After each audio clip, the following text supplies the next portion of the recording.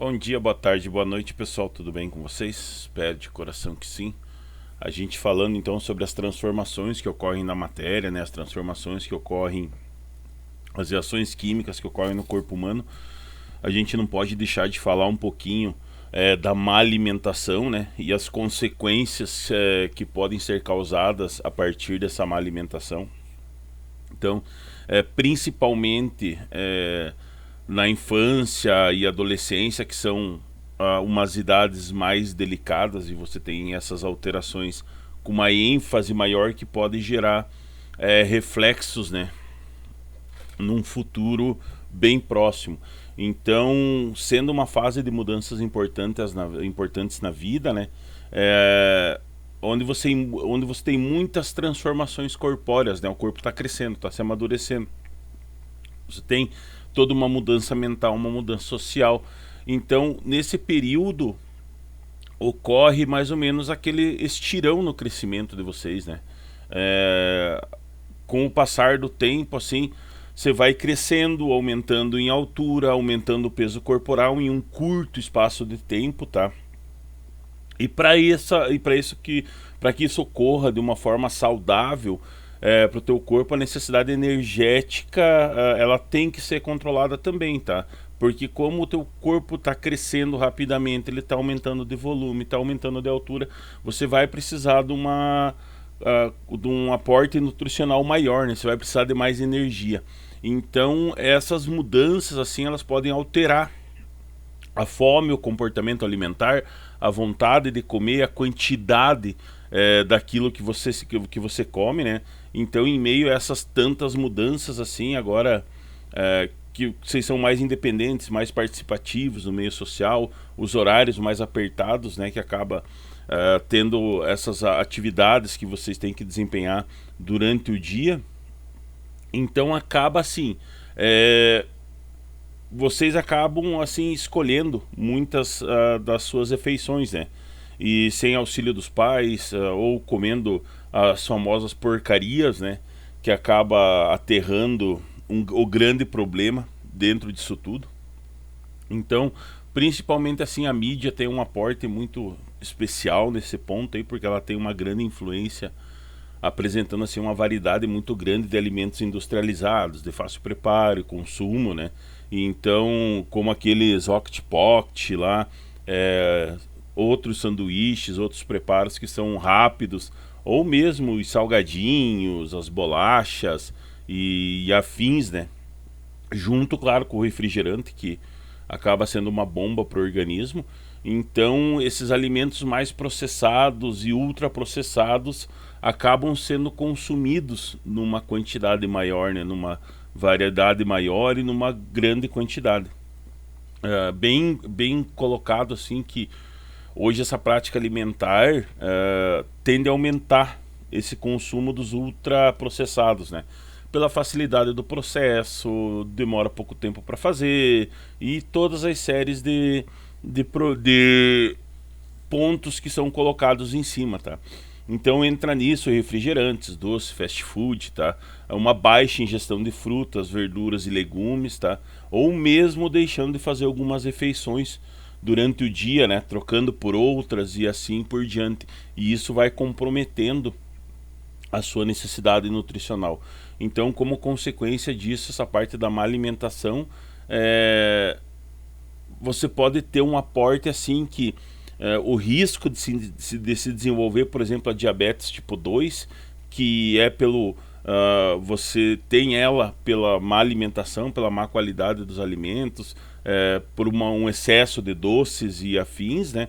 Então o consumo inadequado acaba levando a esse aumento de desenvolver esse tipo de diabetes, ou o consumo inadequado de cálcio, por exemplo, pode levar à osteoporose na fase adulta, você tem uma diminuição muito grande de cálcio lá na infância, lá na adolescência, e na fase adulta você tem esse reflexo direto no organismo, né, como é a osteoporose, que é a falta de cálcio nos ossos, é a falta de capacidade dos ossos conseguir absorver cálcio, ou a deficiência de ferro, que pode levar a anemias muito severas, tá? Então a desnutrição como um todo, ela também pode ocorrer de acordo com uma dieta inadequada, tá? Com restrições de calorias, de boas calorias.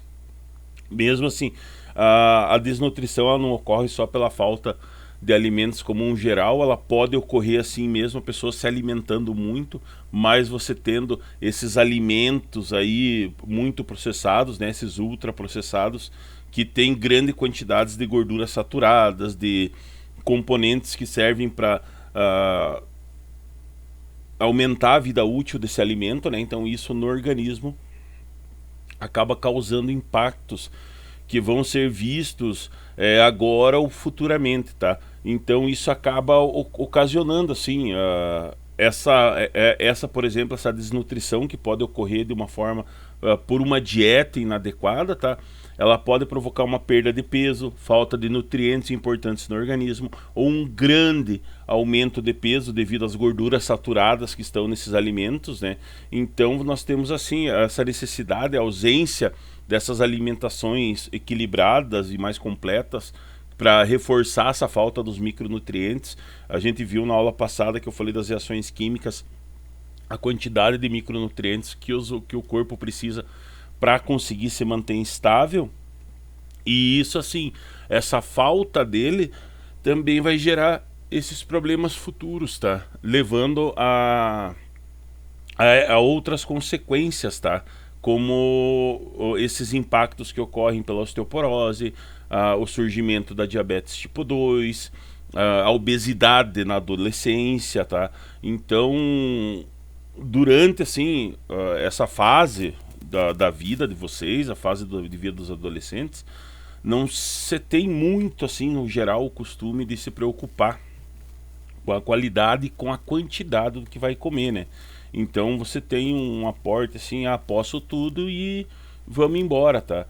Outra consequência dentro desse ponto, nós temos assim os padrões de beleza que são, digamos, estipulados pela sociedade, pela mídia, né?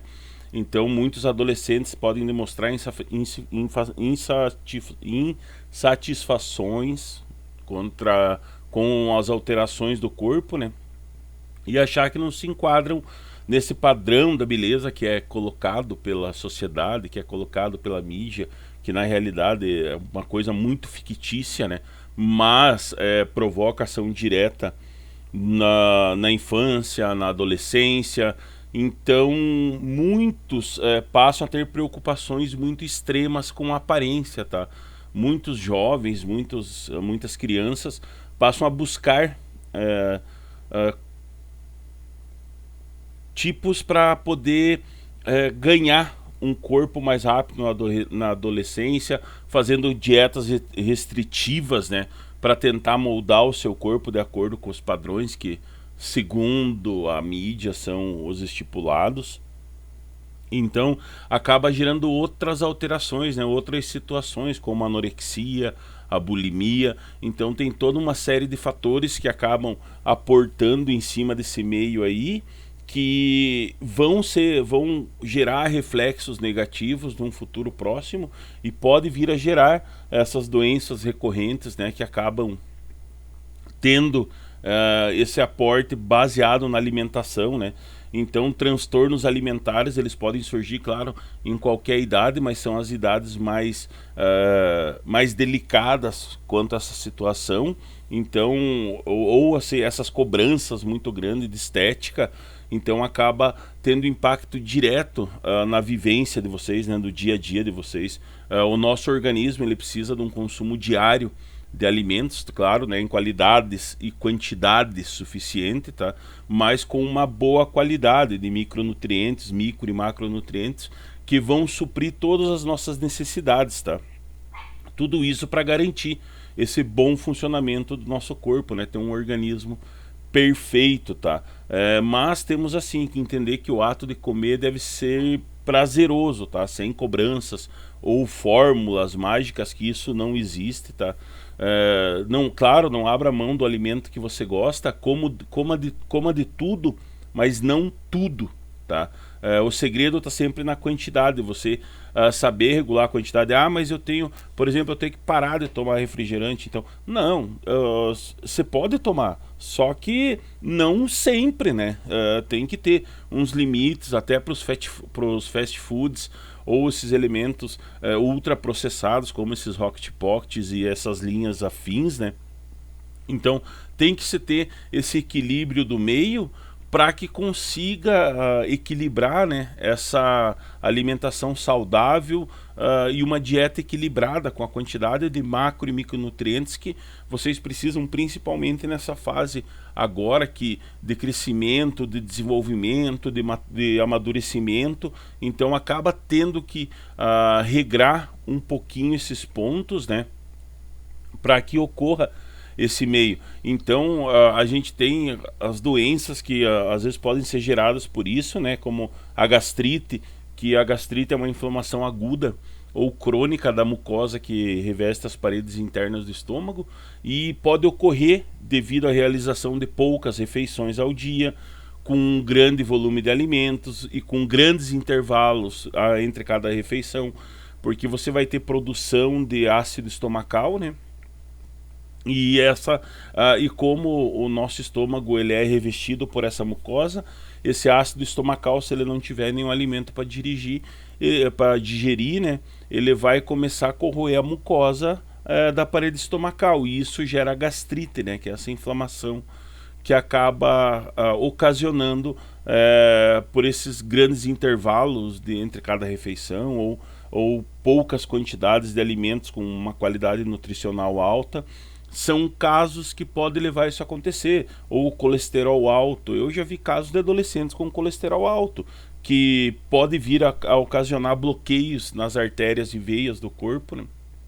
E são ocasionados pela própria ingestão de gordura ruim, né?